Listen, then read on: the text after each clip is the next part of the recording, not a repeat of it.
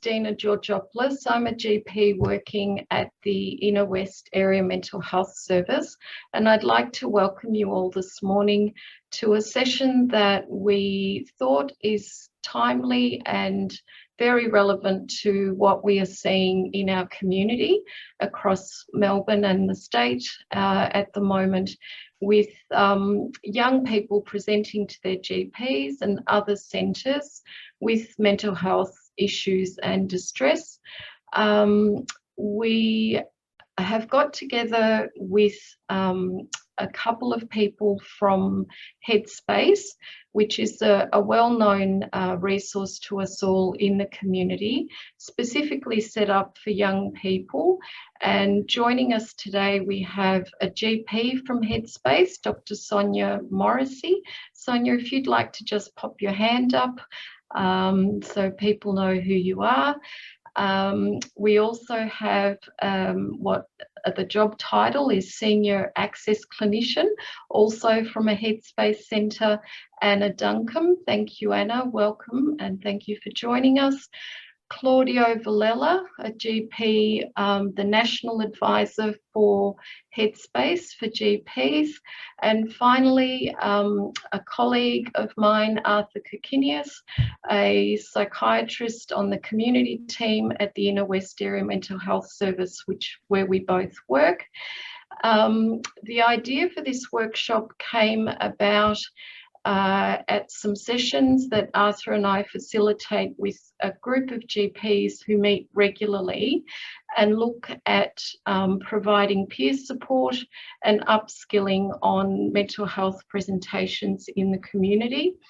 We're all aware of the demand for service and resources are pretty stretched, and we thought it would be useful to hear from the people working at Headspace to get some context and perspective on what's actually happening in the centres, and to provide us with an understanding about what to say to our young people, to their families, to important people in their lives, and how to prepare them to get the most out of their contact with Headspace. This will mean that we will also look at things like the website itself and the role of eHeadspace, as well as looking at how referrals are triaged, whether walk-ins are still occurring, and literally what happens for a young person once that introduction to Headspace has happened. On that note then, Claire, if we could go ahead to the next slide, I'd like to do an acknowledgement to acknowledge the peoples of the Kulin Nation as the traditional custodians of the land on which we're meeting today. We recognise their continuing connection to the land, waters and culture, and would like to pay our respects to elders past, present and emerging. A couple of quick housekeeping notes. Many of you will be familiar with Zoom. Some of us are still on our L plates. Just so you know, Claire, who is in the background, is assisting us with working out as questions come up. You will be given the opportunity to type in your questions, and we will keep an eye on those questions. Some of those will be responded to in the Q&A box, whilst others, particularly once we open up the discussion, will be addressed by our panellists and guests as well. The session is being recorded, and I'd also like to acknowledge that we have a diverse group of attendees today. Originally, the session was designed with GPs in mind, and then Sonia, Claudio and myself thought and agreed it would be helpful to open it up to GP clinics, which includes practice nurses, practice managers and other members of the community. So I'd like to welcome all the attendees this morning and look forward to our discussion as we proceed this morning. I have briefly introduce the people who are here today, I would like to say a little bit more about Sonia as a GP who is very well placed to give us her perspective, both as a GP working in the community at the in a clinic at Melton, as well as doing some sessional work in the Headspace centres at Melton and Craigieburn, and also recently becoming involved in the Doctors in Schools program, which means she has a lot of experience and a lot of contact with young people. So I'll hand over to Sonia now, and she's going to introduce us to a young person and their presentation and take us through the next steps. Thank you, Sonia. Thanks, Dina, and welcome everyone. I thought that we'd just start by talking about a fairly typical presentation that many of us would see in the general practice setting. And I think, and the focus, we'll spend a little bit of time talking about the actual case, but then the focus of our discussion really, because that's what we're going to talk about today, is about what are the options for supporting this young person and how we'd go about that. So this is Taylor, who's 14. She comes along with her mum, Danielle, who's well known to you in your practice. And Danielle reports that Taylor's being difficult with the words that she uses at home and staying in a room all the time. She's also worried that Taylor is avoiding eating, and it's been really hard to get her to get out of bed in the morning to get her to school. She's been really reluctant. So Danielle tells you that there's no particular stresses at home. And generally, Taylor has been in good health and there's no particular past medical history, no medications. And while mum's talking to you, Taylor's just looking at the floor and seems sort of vaguely irritated. But you also notice that at times when mum's describing what she's been going through, that Taylor's becoming a little bit tearful. So after a little while, you then ask Taylor if she's happy to have a talk to you on her own. And she agrees to that, and then Danielle goes out into the waiting room. And this would be a fairly sort of, I would say, that an approach that many of us would take, recognising that whilst it's really important to get information from families about what's going on for that young person, it's also really important to give that young person a chance to speak with us on our own if they're happy to do that. So I could have the next slide, please, Claire. So then you begin by, which is what I would usually do, by just explaining confidentiality and the limits to this at the beginning of our discussion. And then after a little while, we're actually able to establish some rapport, and Taylor sort of can speak quite openly about what's been going on. So she tells you that she's been having problems with her peer group at school for quite some time. She's been bullied on social media. She knows that mum's worried about her, but she finds it really hard to talk to mum about it. She's got one friend whom she trusts, and she talks to her about what she's feeling and when she's not feeling good. She said that for about 2 weeks, it's been very hard for her to get to sleep, and she's not been eating normally because her appetite is reduced and she often feels quite nauseated. She also says that she's had low mood for about 2 months since the bullying started, but that even before that, she hadn't been feeling very happy, and she's not really sure why, not really able to explain that. She's been thinking for a few months that it would be easier if she was dead, but she's not made any specific plans. And she says that she wouldn't act on these thoughts because she'd be worried about how that would impact her family. She has been self-harming by cutting intermittently for a few months. She says that this helps her feel more in control, and the last time was 3 weeks ago. So I'm not sure about the others that are here, but this is a very common type of presentation that I would see probably. I know I've got a bit of a skewed population, but I'd see this several times a week at least. So Claire, perhaps we could go on to the next slide. So as I said, I thought we would focus more on how we would then proceed. I think safety planning is really important with all young people in this context. I know that she's not saying that she's got specific suicidal plans or intent, but nevertheless she's got some self-harming behaviours and she's quite vulnerable. I think that safety planning, the process of planning itself is in fact therapeutic, of just sort of getting the young person to articulate what are the things that are helpful and what are the strengths that they have, what are the supports that they have. So I think different people will do that differently. Increasingly I'm using an app on young people's phones, getting them to do their plan on an iPhone app called Beyond Now. But in the old days, and still sometimes now, we just do it on a piece of paper. I think we'd be considering whether we'd be disclosing to mum about this.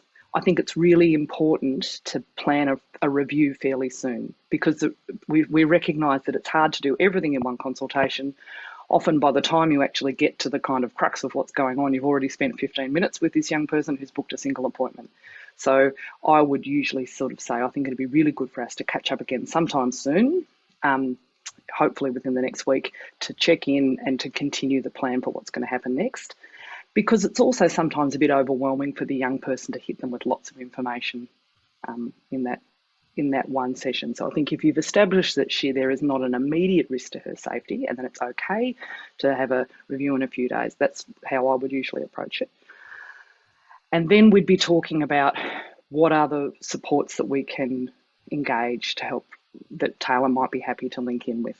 And there's lots of options. I think we all recognise that all services are stretched, that all supports have wait times, but it's important to understand that there are a range of different ways in which we can link people in, and sometimes it's appropriate to use more than one, depending on what the young person is happy with and what they've got available to them. I think increasingly and Anna will talk more to that.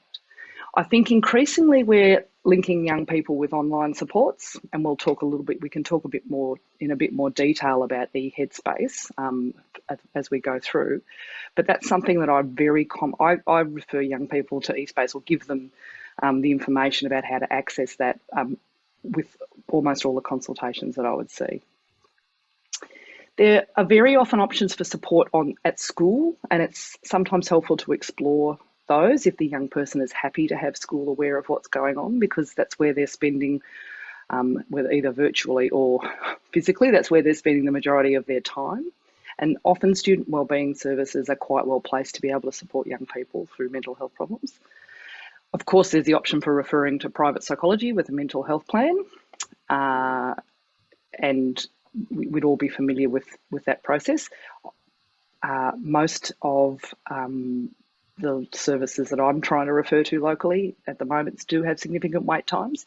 I think that's not a reason to not do it. And if the mental health plan is in place, then if an opportunity becomes available, the young person can take up that opportunity, as opposed to going on a wait list and then there's been a cancellation and mum rings and says, oh, we can have an appointment tomorrow, but there's not a mental health plan in place, you can't get them in. So I think it's sometimes good to put the mental health care plan in place. And then, of course, Headspace, which is going to be the focus of what we're going to give you a little bit more information about. So the Headspace centres I work at are all ones that are led by Orygen as the lead agency. And so, and that's the ones that are across the sort of northwest. So that's Glenroy, Werribee, Sunshine, Melton, Craigieburn. Have I said all of them, Claudia? And they will have a very similar way of working at those centres. I work at Melton, at Craigieburn, and then from next year we'll also be doing some sessions at Glenroy.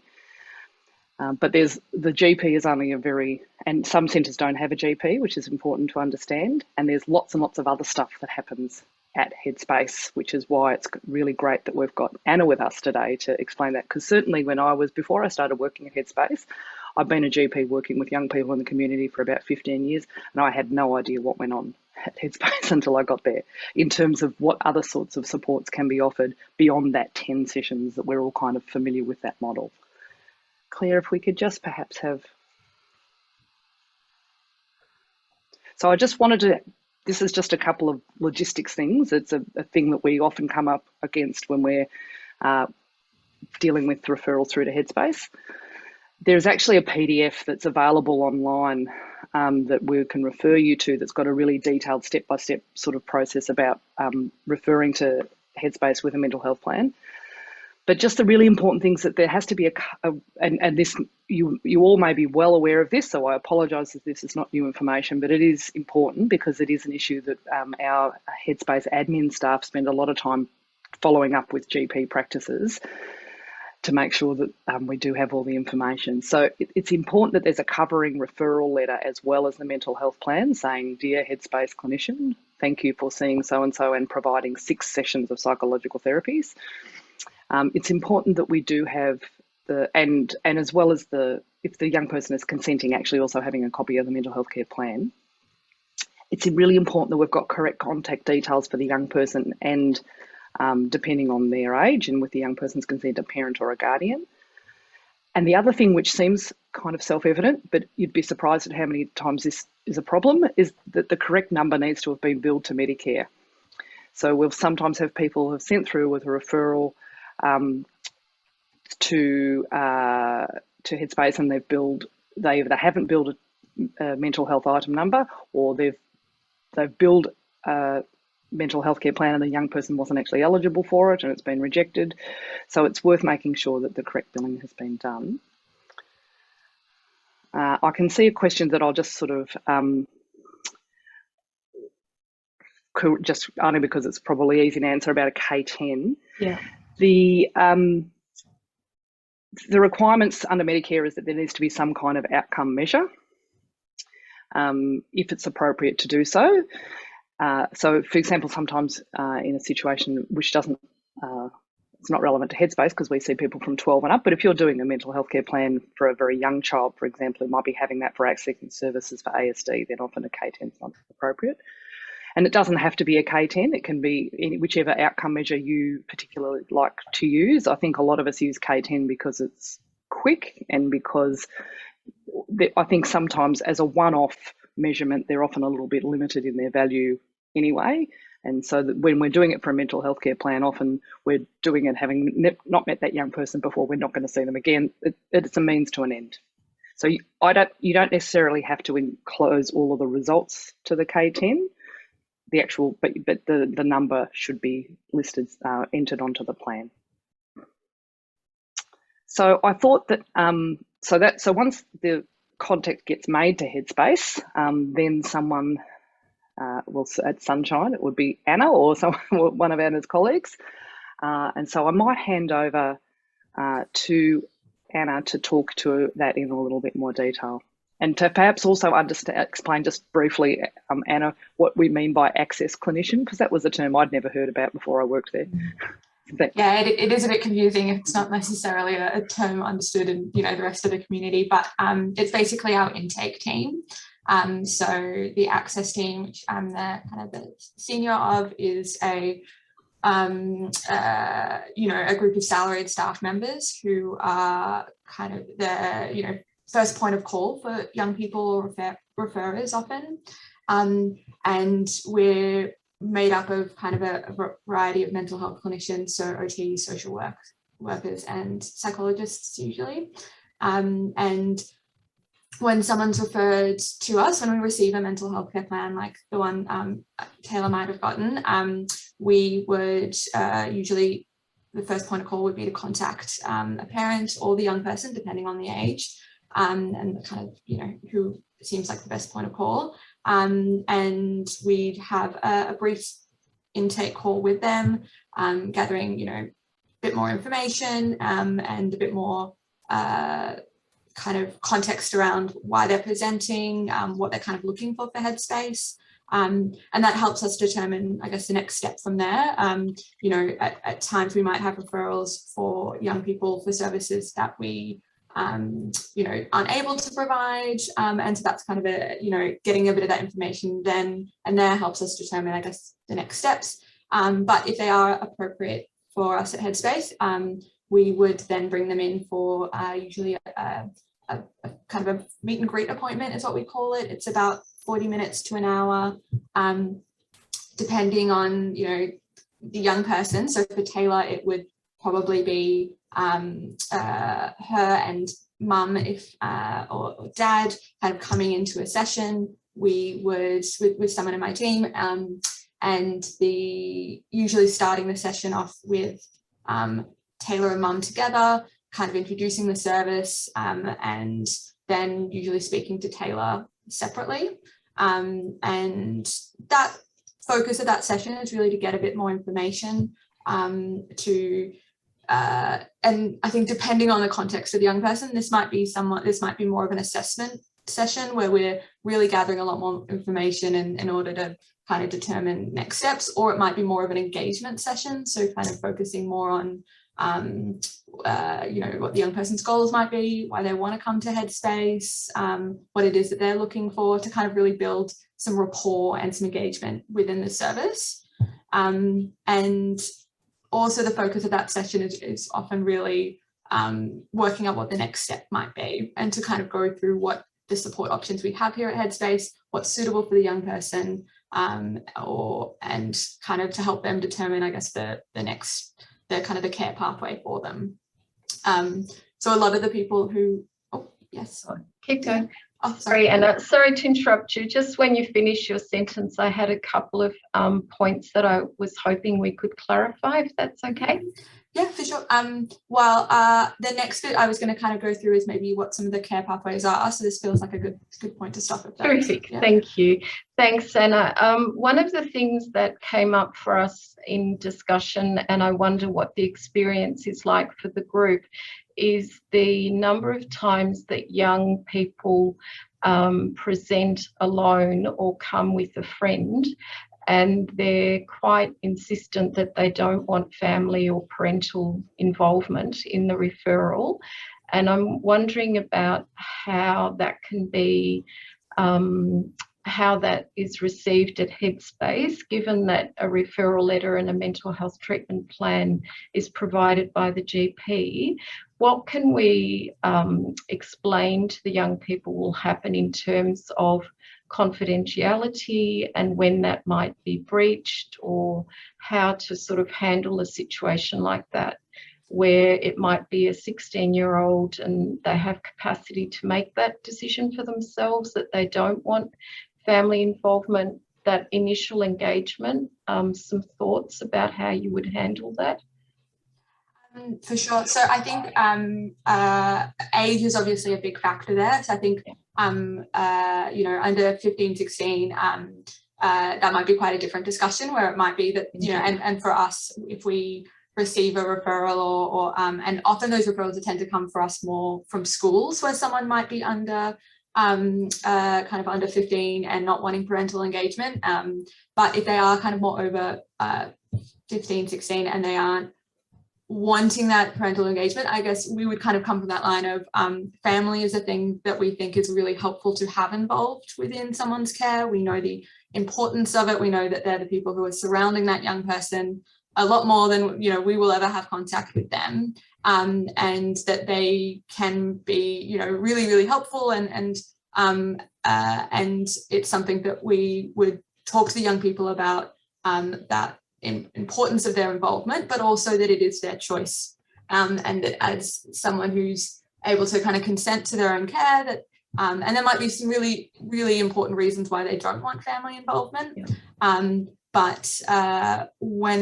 So we kind of trying to give them that kind of that understanding that, you know, it's something that we think and we encourage and think is helpful, but it's also kind of, we want to be guided by them and where they're ready, and it might be a discussion that we almost revisit depending on the context, when it is relevant. And I would also, but with that kind of overall idea of when it comes to confidentiality, there are limits to kind of what we can keep confidential, and there might be situations where we do need to let someone know, and that, you know, might be a family member, but also trying to really be clear with the young person that when those situations arise, it is about their safety or the safety of someone else, and that we are always wanting to do that with the young person, so that they have as much control over, if we did need to talk to a parent, they have as much control over that as we possibly can give them. So trying to do it with them, trying to, you know, have that conversation about, is it that I would speak to them, or do you want to speak to them together? What information do you feel comfortable me letting them know? You know, what do you feel like they could do that would be helpful, to try and really make it as much about, like, yeah, where they're at and what they feel comfortable. And it might be, depending on the context, the kind of thing that we would work up to. Yeah, so that would be the kind of the conversations I'd be having with on our end, at least. Yeah. Sonia, did you want to make a comment from the GP point of view and preparation for the referral, I guess that's one of the things that comes up for us in our consultation, is identifying with the young person who they feel safe with, who they trust. And I guess understanding and identifying that it will often take them a few sessions with us or with people that they trust to disclose if they're not in safe situations. So whether it be family violence or other things happening in the home that we may not necessarily get in our first couple of contacts with young people and their families. I guess it's an area that is complex, and for us as GPs to be aware that when we make a referral, the timing of the referral, so not to be too quick sometimes. I guess sometimes there's a natural response to want to help and want to send young people on to somebody else that might have more skills than we feel that we have, etc. But just to keep in the back of our minds the bigger picture for the young people that we're seeing and how we might go obtaining that information in a sensitive and sort of timely fashion. I don't know, what do other people think about that? Arthur, did you have anything that you wanted to add, or do any of our participants have questions?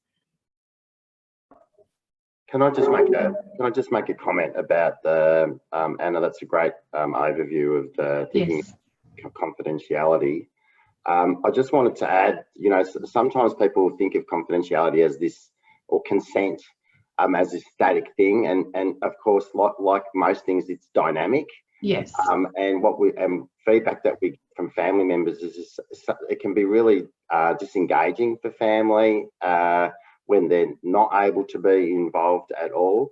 So, you know, rechecking in with the young person, and particularly with a focus on about what do they think will be most helpful for the family or carer to know about what's going on. How might it help them to give them some insight into that, and to review that at particularly key times when there's a deterioration, even if it's not risk that necessitates letting someone know, but just if there's a deterioration or a significant change in treatment being discovered, those kind of things are a good trigger point to review that position. Yep. So that we're working with young people to engage their family over time. Yeah.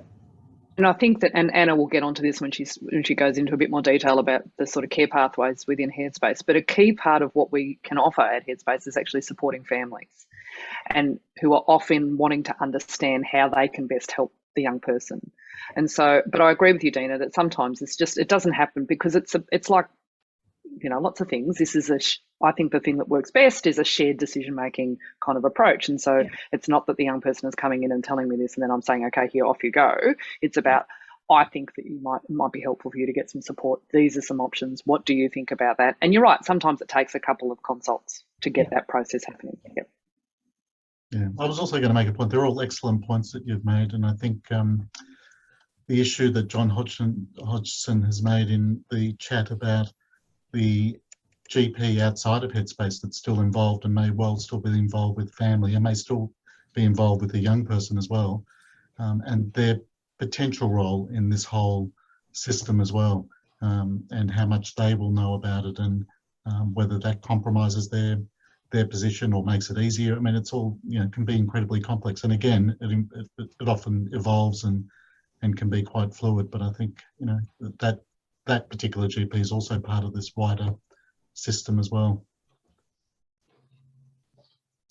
Well, what I might do is to kind of keep going when thinking maybe a bit about the kind of the care pathways that we would then be offering people. And I can really speak to maybe the way that we would be thinking about supporting parents and families, because as I said, there's such a significant part of the young people's lives. I could imagine, you know, that they would also often be going to you guys as GPs, kind of wanting to know more about the young person's support and things, and that must be pretty, it could get quite complex. When we are speaking to young people and families about the support options at Headspace, I guess the most, you know, if they've come via you, then usually it is for using a mental health care plan.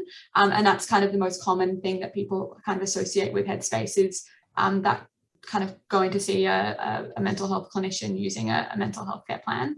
But it is kind of one of a variety of different pathways that we have on offer for young people. And I think, you know, we definitely acknowledge that the pathway for that has, you know, quite a long wait, as, you know, lots of services are kind of seeing at the moment. But I think especially Headspaces, we do have quite a significant wait times for those, which is why it's really important, I guess, that we have a variety of different options that we're able to offer young people, and that as part of those appointments and those discussions that we have with them, we're really trying to work with them about what is the best option for them. And that might be a Headspace option, it might not be a Headspace option, but that's kind of part of those discussions that we have with them, is trying to work out what is the best point of call. And so apart from the mental health care plan pathway, for individual counselling support options, we have particular pathways for young people who attend government schools, so government high schools specifically. And so if someone is a student at a school, it could be a useful bit of information to include in their referral is what school they might attend, because that can help increase the number of different pathways that there are options for them. And so they can kind of receive individual counselling that way. They can also receive it through kind of other individual counselling options that we have available through Headspace. And then there's kind of those like kind of longer term options like those. And then there's kind of more briefer individual counselling options where they might see one of our provisional psychologists usually, or other kind of mental health clinicians in training can see people for some brief support, kind of a very structured problem solving kind of support pathway. We've also got kind of single session pathways starting up, which is kind of a really brief episode of care with the Access team, really looking at kind of maybe a single issue and really looking to see how we could best support that person with that kind of maybe one issue. And then there's group programs as well. So each Headspace is going to offer a variety of different groups as well. And some of those groups are targeted towards the individual, and they might be more social, they might be more therapeutic. But then some of the groups, a lot of the Headspaces are running tuning into teens groups as well. And so a lot of that's one of the kind of the big pathways we see for our families, because having parents have those skills is really helpful. And then each Headspace also has relationships with kind of different services as well. So all of the Headspaces, I believe, have a kind of a vocational pathway. So for young people who might be struggling with work or education options, and we know the relationship between mental health and kind of work is a really big one, and it can dramatically improve how someone's going if they're feeling more confident in their work and they're working. So that can be one of the pathways we look at. Our Headspace Sunshine in particular has a drug and alcohol service that we work closely with, a youth homelessness service as well. So anyone who's kind of at risk of homelessness, we might make a referral to Detour, who, in non-COVID times would be sitting in the office as a really easy referral pathway. And we've also got a sexual health nurse that comes, and we might make referrals there as well. But each Headspace, depending on the services in that area, is going to have relationships with different services. And so kind of working out from your local Headspace, what options might be there, above kind of just the individual counselling is I think really helpful. And then kind of the psychiatry and GP options, as Sonia already raised, not every Headspace has a GP. So for instance, Sunshine, we don't have GPs, which is why having, I guess, good relationships with the GPs in our local areas is so important. And then psychiatry, I guess, is the other option, and that might differ Headspace to Headspace. at Sunshine we have psychiatry as an option, and maybe I can speak some more about that, but Dina, did you? Yes, thanks, Anna. Sorry to interrupt you again. We've just had a question come up through the chat that relates to when a young person is being seen for psychological interventions and they've established a relationship with somebody at Headspace, and that person then goes on maternity leave or on leave. The question relates to communication with the GP and what sort of provision is put in place for when people leave, and what the options are then for that young person. I can definitely speak to that. As a normal process, anyone who is leaving or going on leave for a significant amount of time would usually be discussing their caseload with my with Sasha, who's the centre manager, but whatever centre manager at each centre, and would be kind of going through each person and looking at what are the best care pathways, and it kind of depends on the context of someone's leave, and kind of working out whether this is someone who needs extra support, whether this is someone who might be reallocated to another clinician, or whether this is someone who might be kind of a referral out to another service, or whatever, you know, might be best. So that, you know, each person's caseload is looked at with that in mind. You know, depending on the context, if that person's going to be closed, it might be a referral back to the GP. It might be if that person is going to be reallocated to another clinician. And usually this is a discussion that would happen with each individual client about what it is that they are wanting, you know, when this person's leaving, what are the options that they're looking for, what support would they like, and working with them about what is the best option. If it is a reallocation, then they kind of go on a list to be reallocated to another clinician when an appointment comes up, and that can sometimes be a significant wait. But you know, there might be some clinicians, some young people who are flagged directly with my team as someone that we might want to be checking in on, or looking at what support options. And then there might be some young people who the communication is more get in contact with us if you think that you need some support, you know, to say, so that they might, you know, if that's someone who maybe is functioning a bit better, it might be a you call us kind of a thing, versus someone who, yeah, needs some more eyes on, in which case it would be more, yeah, we'll call you. And may I just ask as well, when a referral is made to Headspace from the GP, what can the GP expect in terms of communication back regarding that referral? What are the sort of the usual processes for points of contact with the referrer?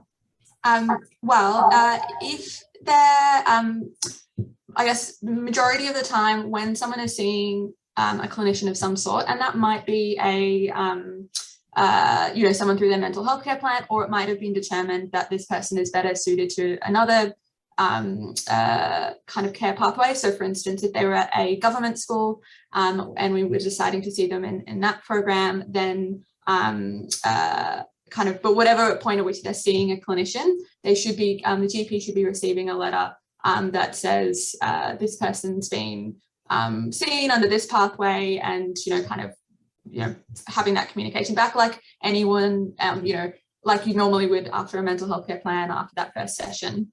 And then usually at the, I guess, if it's a mental health care plan, when a review comes up, or if it's one of the other pathways, I guess more at the end of their episode of care, we might be writing back to say, this is kind of the decision that kind of, I would say at any point where there's a bit of a care decision, that might be what we'd be doing. So if they're finishing with their clinician and going on to be reallocated, we would expect a letter to be going back, or if they're going into a different care pathway. Is there a routine sort of acknowledgement and some indication of what the wait times might be like? So I will say for, I guess, that mental health care plan pathway, that wait for us, and as I said, different centre to centre, can be up to about 9 months long. So, you know, as we're aware, it is a significant wait, which is why I think it's really important, and that's what we really want to get across, that there's a variety of different pathways, and we really had those conversations with young people and their families to kind of determine what is the best pathway for them. And it might not be that the mental health care plan pathway, because we know the significant wait, and that isn't suitable for a lot of people. And so it's really working with them about, well, what are the other options? Is that, and as I said, that might be a Headspace option, or it might be us saying, we really think a referral to an external service in this situation might be the best thing for you. In which case we would provide them with some information about what those services are, and always recommend they go back to GPs to discuss and kind of do that further care planning. Or in some situations, it might be us making a referral to whatever that service might be ourselves. I wonder if it might be a good point, Anna and Sonia, to speak to the eHeadspace platform, because that was something that I found very helpful in our preliminary discussions, and think it's something that could be useful for GPs and other care providers to be aware of how much support is available for a young person online in a safe and kind of confidential way, where it's almost immediate access really once they register. So I would like us to highlight that platform, because I'm not sure how familiar everybody is with eHeadspace. Thank you. Well, and maybe that's a good point for me to maybe talk about some of the online options. So especially when we're thinking about those longer term, or anything where there's going to be a bit of a wait, some of the discussions we'll have with people is about how are they going to be supported during that wait. And eHeadspace is a really good one. It's available online. It's both a phone line, but it is also like an online chat that people can get access to, and so they can be talking to a clinician pretty quickly. For some people it might be more when they're not feeling good, but we often recommend people to kind of try it out, see how they find the process when just to be kind of talking. And I think one of the things that we often think about it is it's not necessarily a replacement for that individual support that someone might be looking for, but it's really good as a kind of a waiting option, but also to kind of get that support outside of a session. And the Headspace website in general has a ton of resources on it that people have access to when they are going on there. There's also group chats with different topics, some more for families, some more for young people. And so that there's also kind of opportunities to engage with other young people and kind of peer support workers and clinicians about, specific topics. For instance, when, 13 Reasons, or that show, I don't know if everyone remembers, there was kind of a big thing about that show, and there was kind of on Netflix, and it related to a lot of risk issues, and eHeadspace ran specific chats about how to cope with that and how to deal with those things, and some of the themes that were coming up. Thanks, Anna. I think Claudio was going to try and get the website up so that we could show our participants what the website has to offer, including the section on eHeadspace. And I'm also aware, in terms of timekeeping, we're getting to the last sort of 10-15 minutes of our session. So just for us to be aware that we don't want to run out of time for any other specific questions that come up. Claudio, are you happy to speak to this if you want to unmute yourself? You're currently muted.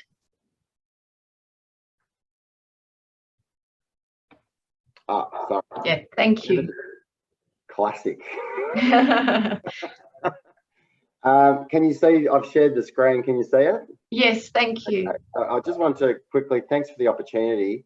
I think there's too much on the Headspace website to talk about succinctly, really. So I encourage you to go to the website and have a look around, but I'll point a couple of key things out. I think in terms of training, so a lot of the kind of clinical questions, we have 18 hours of accredited training available for free online that you can do in your own time. So there you can access those via the website. So just click on these links. So there's one on youth mental health, there's one on alcohol and other drugs, and there's one on developmental disorders, they're accredited with both colleges, 40 points and 30 points, depending on the college. They're great. They're very current. They've just been updated. There's all kinds of useful video resources that's talking on particular topics. So if you just go GPs at Headspace, you should find this page really easily. Then the other thing that's useful is a clinical toolkit, which is what we've tried to do is to pull together all the key learnings and resources into the clinical toolkit, and it's organised here by there's alcohol and other drugs, here's engaging young people, about assessment, and then risk. So if you click on the high level thing, and then there's usually a first tile that links onto that gives an overview of the important key topics, and then there's kind of fact sheets on subtopics. So there's a wealth of information there, and then just going back up the top here, there's schools, there's information for health professionals. So there's Headspace GPs, information and guidelines, there are evidence summaries, fact sheets for young people, for family and friends. There's a ton of stuff on here.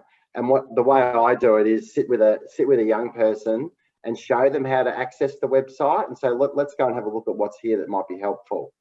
And then that can be really good.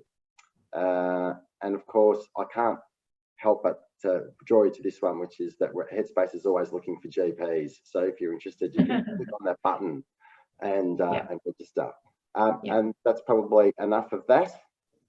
The only other thing I wanted to mention about eHeadspace was, in speaking to Sonia, I learned that a young person, if they're comfortable to provide an email address or a telephone number, that they can then engage in some counselling or sort of online support, and that those sessions do not take away from their psychological intervention sessions, the sessions they're entitled to under the mental health treatment plan. And I think it's useful for us to be aware of that, or for us to know that sometimes whilst we've prepared the mental health treatment plan, and given that there is a wait time, that in the meantime, while that young person is feeling distressed or is seeking out support, to encourage them to use that registration process and get access to support from Headspace while they're on the wait list for being linked in with someone. Is that a fair comment, Anna and Sonia? Would you agree with that? Yeah, I'd also, one thing that would be good to know about is MOST. I don't know if anyone's aware of MOST yet, but it's it stands for Moderated Online Social Therapy. It's basically this kind of big platform that's been created, I think, by partly by Orygen, but it's available to young people who are referred to Headspace centres, and it allows people to kind of access their own kind of self-guided therapy journeys, depending on, what their specific, interests or issues might be. They're supported for about 12 weeks by a mental health clinician online to help kind of guide them through some of that stuff. And it also gives them access to peer support online as a big community. There's also vocational support online as well through that. And so that's a lot of what, when people are thinking about the support with us, one of the things, and it's both, I guess, throughout treatment and as part of discharge planning, we're often thinking about MOST being a really good option to allow people to access support, either while they're waiting or as part of their kind of a step down from therapy. Claudio and Sonia, would you kindly just expand on how people get onto the eHeadspace? There are a couple of questions. The young person can self-refer, can't they? You don't actually need a referral from a GP or anyone. No, they literally go onto the space. You see the screen? Yeah. Oh yeah, so just on the Headspace website, under health professionals, Headspace for health professionals. Oh, hang on. Where's eHeadspace gone? Yeah, so under our services. Under our services, yep. You've got eHeadspace. And so it's either a chat, so it might start as a chat, it might progress to a phone call, and then it can, so the main idea, because there is quite high demand for this service, so the idea is not that it would replicate what you might do in 6 sessions of therapy. It tends to be fairly targeted, and the young person can just refer, or which I think is, that's how most young people access eHeadspace, but they can also do things like upload letters from the GP and stuff like that as well. So if you want to write a referral letter, then you can also do that. But most of the work is pretty contained. So it's about getting a handle on an assessment on what's going on for the young person, what are the different options, what is the young person interested in, really as creating a pathway for people to access other services rather than replicating that. Although there are a couple of pilots around where they're doing an actual replicating the clinical service to try and boost the demand. The other thing to highlight about it that I didn't know was that there is availability until 1 a.m. in the morning. I think you described from 9 in the morning to past midnight till 1 in the morning. So in terms of after school contact or sort of vulnerable times in the afternoons and evenings, it's not a business hours chat. It is an extended hour up till 1 in the morning, which is helpful. And so for that reason, eHeadspace is a really useful tool when you are talking with, and particularly if we take it back to the case study and what you're going to do in that moment for that young person in terms of making sure that they're safe. This is, I refer young people, and when I say refer, I tell them about it, eHeadspace all the time, and say this is a really useful way of making sure that you feel like there is someone for you to be able to talk to, along with providing some of the other sort of after our support lines. So there's the one through Care in Mind, there's the one Kids Helpline, Beyond Blue have one. So there's a number of numbers, and I think an eHeadspace is something that I would use just about every day in consulting with young people, just to say this is available, particularly for that support after hours. Yeah. So we're coming to the last 5 minutes, and I'm aware that people will be going off to start their regular day. I'd like to take the opportunity to thank Anna, Sonia, Claudio and Arthur for joining me this morning to start this conversation about young people and accessing support.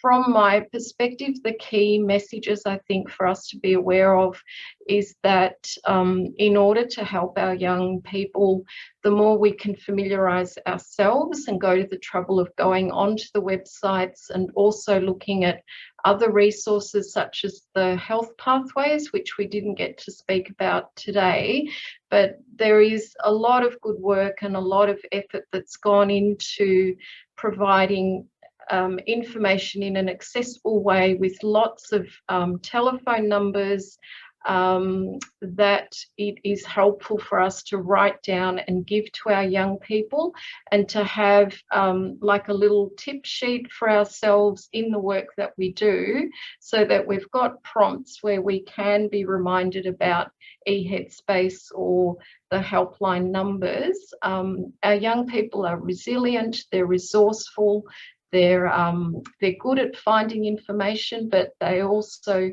trust what we have to say in terms of supporting their choices. So I appreciate everybody's contribution today. To all our participants for coming along, thank you as well. And I hope that this has been useful for people, and want to thank everyone, as I said, for our time together today. Claire, was there anything that you wanted to add that I may have left out in terms of what happens after the session?